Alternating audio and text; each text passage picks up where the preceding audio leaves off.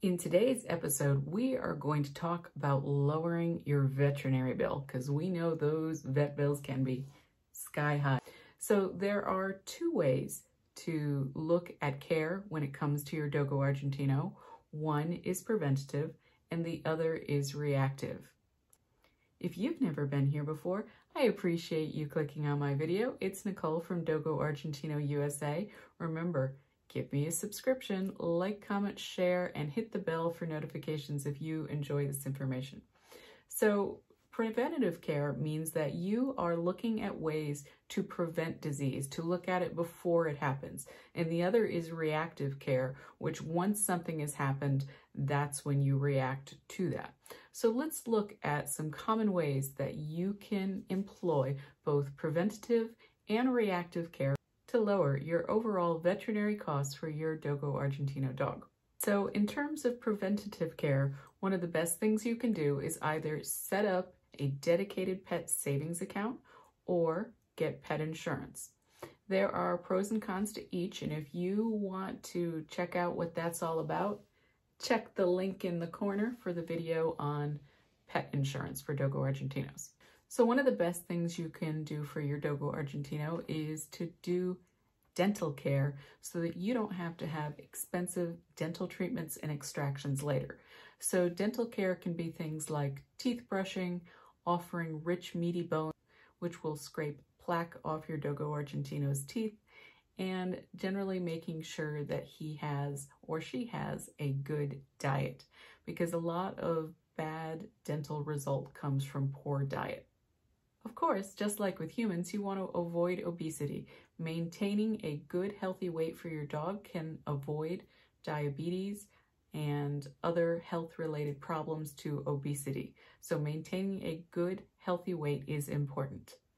Making sure that the diet that you offer your dog is healthy, well-balanced, and of the correct quantity and type for overall health. And we have videos on both dry and raw if you're interested. Of course, maintaining good health would be keeping your dog in situations that are not likely to be dangerous. So don't expose your dog to dangerous situations. If you don't have a fence and you routinely let your dog out, one day that dog might get hit by a car. So just consider situations that you can minimize to avoid problems later. Okay, one of the great ways that preventative care can help later on is by doing medication that is going to eliminate flea and tick infestation, that will eliminate worms, and that will reduce and eliminate the risk for heartworms. So there's pills that you can give your dog on a monthly basis for these problems. Now, the most convenient way is to give the pill that contains all those medications at once. So it will address heartworms, it will address worming problems, it will address flea and tick infestation. Now, that one pill is really convenient, but the convenience of that comes at a cost. It's often much more expensive. And a way that you can cut down on cost is to find medications that are indicated for those problems, but don't come in a one-shot pill. So you might have to give pills for each of these things: heartworms, regular worms, fleas, ticks, or you might have to give the pills more often. You're getting the same result, but at a lower cost because it's more inconvenient. And that's one way that you can save on veterinary care. So one of the best cost savings that you can do, the thing that's probably going to make one of the biggest differences in how much you spend per dog per year, is learning to do some veterinary care yourself. And no, I don't mean at-home surgery. So for example, you can learn to give annual vaccines. They are not difficult to administer, and you can certainly ask your vet or vet tech on help on doing that. The cost savings on a single vial vaccine, which normally comes with a dry part and a wet part, plus the syringe, you're looking at maybe $10.50, as opposed to going to the vet to have it done. And in the vet, you'd be looking at a cost of upwards of $100, $150, even higher depending on where you're located. So if you consider that, that is a huge savings. Learning to do it yourself, spending $10.50 versus $100 and up, huge, and you're not compromising care. I would never recommend you do something with your Dogo Argentino that compromises care. We're just looking for ways to compress that cost, keep it down, keep it as low as possible, while giving a very high level of veterinary attention to your Dogo. Along the same lines of learning to give your own vaccines, you can actually learn to give worming products yourself to your dogs. Very, very simple to do. And the cheapest way to get wormer is to actually go to a farm and vet supply, where you will also find the vaccines. And you can find wormers for dogs, or you can find wormers for cattle. Now, if you use the cattle version, it is actually the same medication that's in dog wormer for the most part. There are different types of wormers, so it depends on which type of worm you're trying to get rid of, whether it's roundworm or hookworm or whatever. But the thing is, it's going to have directions on the back for cows, not for dogs. And it's generally by weight. You can Google the recipe to make sure that you're giving the correct amount based on the dog's weight. And that will really lower your costs while keeping the care exactly the same. So that is a huge savings of cost. Now, there is an investment to it because generally bovine wormer is going to come like in a liter size. You can keep it in the refrigerator and it does last. It's really good for people that have high numbers of dogs because you're going to get a large amount. And you can learn to do the wormer yourself. And you can recognize certain types of worms very easily. Google it if you want to know, because there are some very recognizable worm problems that dogs get, and they're really, you don't need to go to the vet for certain things like that. If you're willing to do the care yourself, if you're kind of a nervous person and you're afraid of needles, if you're afraid of getting it wrong, then I am going to address other ways that you can lower the cost. So let's talk about reactive care. Reactive care is when you have a situation that you have to react to. You weren't able to prevent it, and you're looking for ways to lower your veterinary costs of owning your Dogo. There are several ways to lower those veterinary costs, even in a reactive care situation. First, in the case of something very serious, you can apply for a grant. Now, when I say you, I really mean you can ask your vet to apply for a grant, because only vets can apply for these types of grants.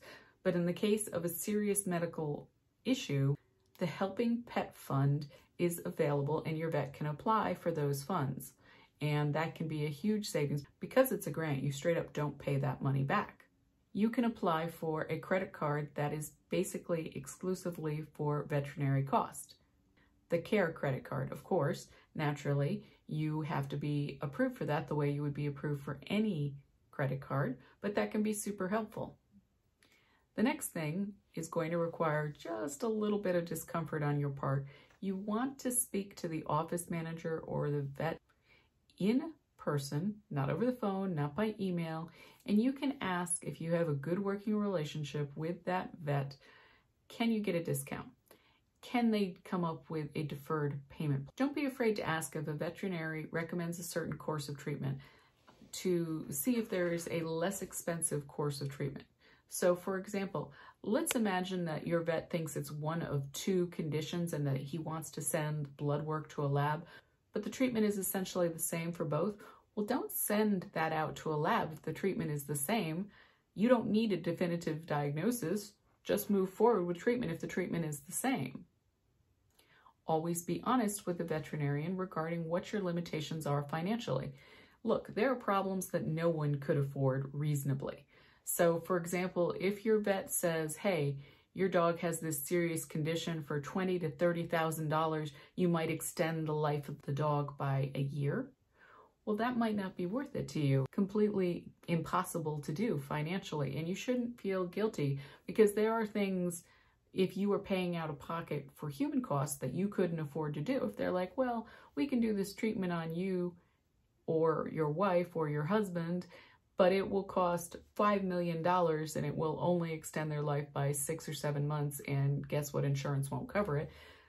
That might be an unfortunate and impossible decision to make, but you might simply be like, I can't do that. Unfortunately, there are situations financially and medically where it's unviable to pursue treatment, in which case you're interested in how can I make the animal's life the most comfortable Does that mean that maybe you could get some pain medications for the remainder of his or her days? Does that mean, euthanasia on the spot? Look at the quality of life, look at the treatment and what the likely outcome of that treatment is. If the prognosis is not good, or the prognosis is iffy at best, you have to make the decision as to how much you're willing to spend to extend the life of that pet, not knowing what the end result will be. And nobody can fault you for that. There are some decisions where it's simply a yes or no. You can afford it or you can't. Another thing you can do is to ask your own personal credit card for an increase in spending. If you've got an acute situation that needs to be taken care of, you can ask them to extend your credit, explain the reason. It can certainly be verified by them calling the veterinary clinic, and sometimes that can work in terms of a temporary situation financially. It's so important when reducing your veterinary costs that you don't overlook shelters and rescues, because a lot of times shelters and rescues are going to offer low-cost veterinary clinics. That could be things like low-cost shots. That could be things like a low-cost spay or neuter if you choose to do that with your animal. That could be low-cost surgeries of various sorts. So always look into rescues and shelters because a lot of times they have access to low-cost care. Ask veterinary hospitals. Sometimes surgeons will do reduced surgeries, especially if they're slightly more exotic than, say, a spay or a neuter for teaching purposes, and you can get reduced care costs through a teaching hospital. And the surgery itself is usually done not by students, but by the lecturer. So that's one option to pursue. And the final thing is to remember that all small businesses, including veterinary clinics, are tied to their geographic location in terms of their operating costs. You might find in certain situations that driving 3 or 4 hours out into the country will get you a lower cost. And you can certainly call and ask before you do that. Let's say, for example, that you want to have ears cropped, and in your location, ear cropping is $800 because you live in an urban setting. But you call around and you find a vet that's, say, 6 hours away in a more rural setting where the operating costs of that business are lower, and that ear crop job might only be $400. That's just one example. There's many different types of discounts that you might get. It might be more advantageous to stay with your established vet if you're a regular customer of that person. In certain situations, that's a benefit. In other situations, especially when the care needed is more generic, like shots, well, that might make it much more attractive for you to go to a low-cost clinic operated by a shelter or a rescue. Hopefully, you found some interesting ways to consider lowering your veterinary costs, which will make the cost of ownership of your Dogo Argentino, puppy or dog, much lower for you. As always, please like, comment, share, subscribe, and let me know if you have any tips I didn't touch upon to lower veterinary costs without compromising care. As always, thank you for watching and have a Dogo-tastic day.